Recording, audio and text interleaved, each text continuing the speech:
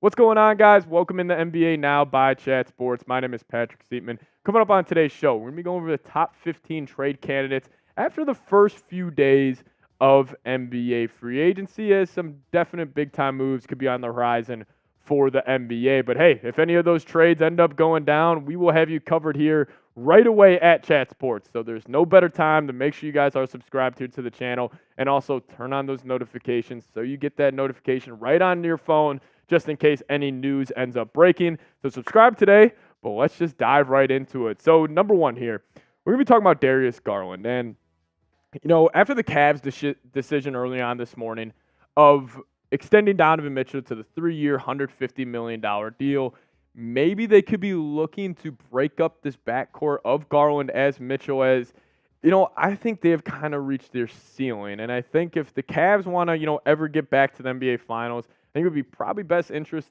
in them to, you know, get maybe a player who is better playing off ball than Garland. And, you know, Garland can definitely do it, but I think he's better with the ball in his hands. So I could see him being on the way out of Cleveland. But Darius Garland, I think, is one of the more underrated players in the NBA. I think, you know, Donovan Mitchell, you know, coming to Cleveland definitely, you know, hindered his development a little bit. But you look back at that 2021 season when he was an all-star, I mean, averaging 21.7 points per game and nearly 9 assists on incredible efficiency. If I was the Lakers, I would be calling Cleveland trying to get this deal done. So Darius Garland could be a player that could be on his way out. But what about Lauri Markkanen? This is the hot name that we've heard reports on. We've heard the Warriors being interested in Markkanen. You know, we've heard a countless number of teams. You know, even the Minnesota Timberwolves, for example, they were reported to be interested in Markkanen. And I think he has gone, you know, frankly underrated amongst NBA media circles. Like, I think Markkanen's one of those guys where he could be the second best option on a championship team, no doubt about it. And if he would ever end up with the Golden State Warriors, with how their offenses ran, with a lot of player movement, a lot of off-ball movement, I think that's where we could see Markkanen really, really thrive. And the thing I love about Lauri the most, we've seen the development. I mean, he is night and day from the player he was when he was with the Chicago Bulls. That 2020 season, his last season with Chicago, 13.5 points a game, 5.3 rebounds. Then you kick it to this past season, he was fantastic. 23.2 points a night, almost 10 rebounds, 48% from the field, and 40% from downtown. I think Lauri, he's an underrated athlete, and people view him as, you know, sort of a cone on defense. I kind of disagree with that. I think he's got good size, can move his feet, you know, decently well, where he can at least hold his own, you know, switching on the guards on the perimeter. So Markkanen, if I was a team like the Warriors, I'd be going all in on Lauri. But what about a guy like Jerami Grant? Now, we did get reports that the Lakers are interested in a Jerami Grant trade. I don't understand that at all from the Lakers side of things. I think if they're going to make a big-time move, it should be a guard that can score over the top. But maybe they look at a guy like Jerami Grant, who, I'll tell you what, he's been actually having a pretty good run here with the Portland Trailblazers. I mean, last year, in 34 minutes a night, you know, 21 points a game, very efficient as well. Actually shot 40+% from downtown this past season. So, you know, Jerami Grant has been the definition of consistency over the past 4 years, always averaging around, you know, 20 points a game, pretty efficient over the last 2 seasons specifically. So, you know, maybe it's a team like the Lakers. I can't really figure out what other team, maybe even like a team like the Cavaliers, if they want to go all in on a certain guy. But, you know, Jerami Grant, I could definitely see him, you know, being on the way out of the Portland Trailblazers. But a name that I could definitely see, you know, being dealt here, what about Brandon Ingram of the New Orleans Pelicans? As, you know, after they did trade for DeJounte Murray, you know, my initial thoughts were maybe they want to try to go on a run with this big four they have of DeJounte, CJ, Zion, and Ingram. And, you know, Ingram's an interesting player because, you know, a couple of years ago when he, you know, made his playoff debut versus the Phoenix Suns, when the Pelicans were the 8th seed and the Suns were the 1 seed, he led that Pelicans team to go head-to-head with them for 6 games. So, you know, he was great in that postseason run, but this past year in the postseason against the Thunder, he was terrible. I mean, only averaging 14 points a game, wasn't efficient at all, so it's kind of tough to, you know, determine what type of player Ingram is in the playoffs. But I think he's a very underrated playmaker. You know, he has the height to see over the top of the defense, can make easy reads, and, you know, he's been a 20-point-a-game guy, you know, over the last 4 years pretty easily. Always been pretty efficient as well, but, not really too sure. Like, we've heard, like, the Kings could be interested in, a player like Brandon Ingram.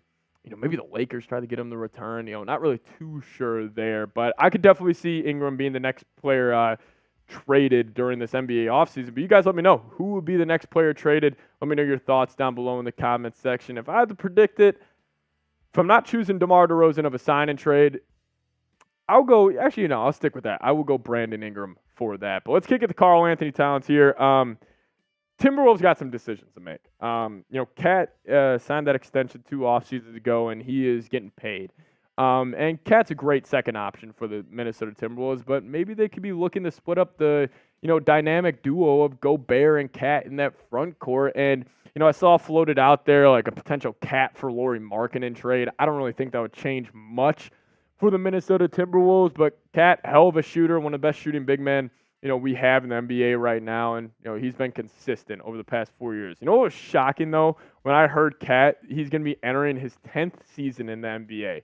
The fact that he is going to be a 10-year veteran, like, time is flying by right now. But, Cat, he still makes, like, the, simple, rookie mistakes out there on the basketball court. Maybe Minnesota could be looking to get a better fit at that 4 spot because maybe they think, Gobert and Cat, can we really win an NBA championship with that being the front court? But what about Kyle Kuzma here, one of the goofiest dudes in the NBA, but, a pretty consistent 20-point guy this past season. Put up really good numbers. I mean, in 32.6 minutes per game, was able to average 22+. Wasn't that efficient from downtown, but, I think Kuzma's the typical, good stats, bad team guy, and that's what he's been with the Washington Wizards. He got his bubble ring with the Lakers and, decided to go to Washington and fill up the stat sheet. But, I mean, he would definitely be a guy like where a team could maybe view him as a potential 3rd, 4th best player on a championship contending team. Have a guy who can knock it down from downtown. Even though he did shoot 33% this past season, he still has great three-point shooting ability. But what about Collin Sexton here, guard for the Utah Jazz? We heard the Timberwolves being possibly interested in him, but he was pretty good last season for Utah. I mean, really filled up the stat sheet. Probably the best statistical season of his career so far, dating back to his days with the Cleveland Cavaliers. But he could be a 20-point-a-game guy, pretty efficient from downtown, shooting nearly 40% from 3 the past 2 seasons. And we really saw the upgrade in his playmaking ability this past season, averaging 4.9 points per game. But let's kick it to Chicago here, as they've been, the center of the latest NBA trade rumors. I'm going to stick with Nikola Vucevic here. We heard before the draft happened that the Grizzlies could be an option for Vuce, but with them drafting Edey, I think that's unlikely. The team I could see interested are actually 2 teams. I'll go the New Orleans Pelicans as the most likely choice, and then what about a team like the New York Knicks? After they lost out on Isaiah Hartenstein, not sure if Tom Thibodeau would want a guy like Vuce, at that center position, as he is a negative defender. But maybe the Pelicans, could be a team as well. So, Vuce, he can fill up the stat sheet, man. I mean, damn near averaging the same thing for the last 3 seasons. But, the thing about Vuce, he takes way too many threes. He was almost averaging 4 per game last season and shot 29% from 3. And plus, with him being a negative asset on the defensive side of the floor, it's going to be tough for the Bulls to move Vuce, but, maybe a team could get desperate for a center. But talk about a player that's going to be tough to move.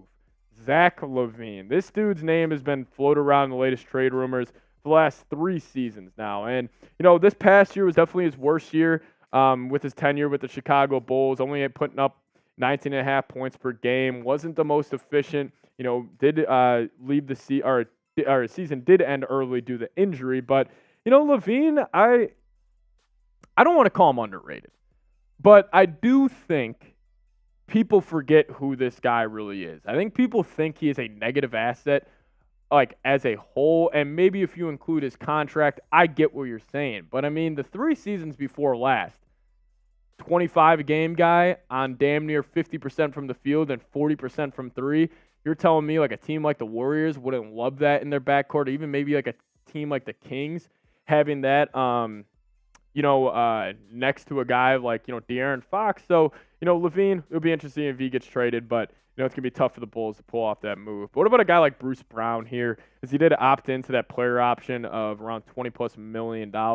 Bruce Brown's a guy that I think will get dealt at the trade deadline. I don't think he's going to be an off-season trade. But, I mean, Bruce was great for the Denver Nuggets in that one postseason run.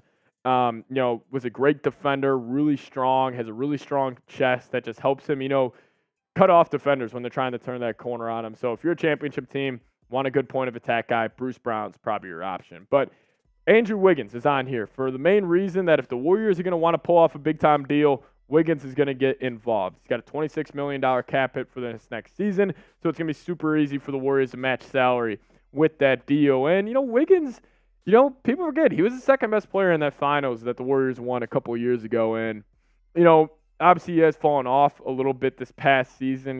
We've heard the off-the-court issues and drama, surrounding his name. But, I mean, he's a guy, can play some high-level defense, hit the glass pretty hard, and, can also be pretty efficient if he's given, the right looks there. But speaking of the Warriors, will the Warriors make the finals ever again with Steph Curry? If I had to call it right now, I'm going to say no, but I would guarantee I could be on, freezing cold takes here if the Warriors make a big-time move, here shortly. But, hey, you guys let me know. Will the Warriors make the finals again? Y for yes and for no.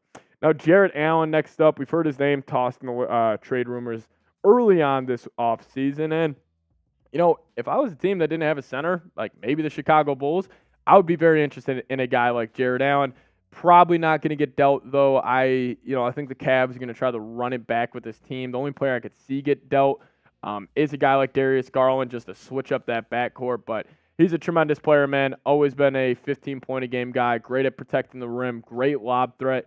And, that archetype of center is one I would prefer over a guy like, obviously, Nikola Vucevic, where he's an offensive-minded guy. But I would prefer a guy like, Jarrett Allen on my team over, just about any center in the league. But let's kick it to D'Angelo Russell here. He did opt into his player option this past season, making around $18.7 million. And if the Lakers are going to want to, pull off a trade for Trae Young, Darius Garland, or whoever it may be, this is probably the guy that's going to get dealt. So, D'Angelo Russell, he can fill up the stat sheet in the regular season. He can average his 18. He can average his 7 assists. But, I just think D'Lo with his postseason struggles, the Lakers will be looking to move on. But we can fly through the last two here. Cam Johnson, forward for the Brooklyn Nets. After they decided to blow this up, he could be a player that teams could look at as a, guy that will help you get better on the margins. 3-and-D guy who can really light it up from downtown. But what about Russell Westbrook? Because we heard the Denver Nuggets could be interested in him. I actually wouldn't hate the fit in Denver, like just a guy that can come in, bring energy off the bench. As we know, the Denver Nuggets, didn't have really the best bench play from this last season. So we've heard them interested in Russell Westbrook, but yeah, we'll see what the Clippers decide to do there. But guys, make sure you are subscribed here to Chat Sports on YouTube. If any trade goes down, we'll keep you guys posted with everything, the details, the live reaction, whatever it may be. So hit that subscribe button, lock us in, and we'll see you guys next time.